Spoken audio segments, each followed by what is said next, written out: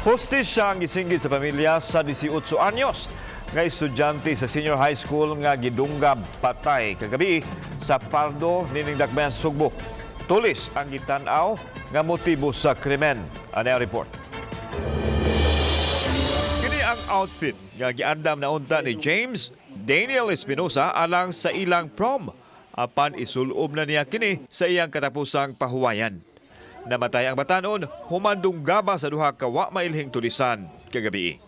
Bitbit sa iyang lulo ang hulagway sa apo, dungan sa pagpangayo og hustisya sa ginangatan ini. Ang biktima, grade 11 student. Ang balaod na lay mo ko na, mga mo ganyan, madakpan na siya kung sa iyang kuan, nganong iyang manggipatay.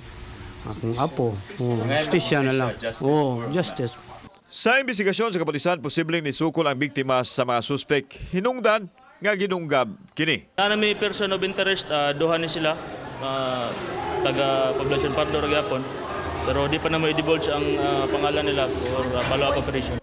Apan matod pa sa puhan nga ang uyab kuno nini unta ang tumong sa mga suspitsado apan nanalipod ang biktima. Gimando sa Cebu City Police Office Director ang pagsulbad sa nahitabong krimen sa labing daling panahon. Yung community participation, kung paano i-avoid nitong mga potential victims ang ganitong mga insidente. So ginagawan po namin ng paraan. We are also on follow-up investigation dun sa nangyari. Kauban si Marlon Melgaso. Ako si Alan Domingo. Balitang Bisdak.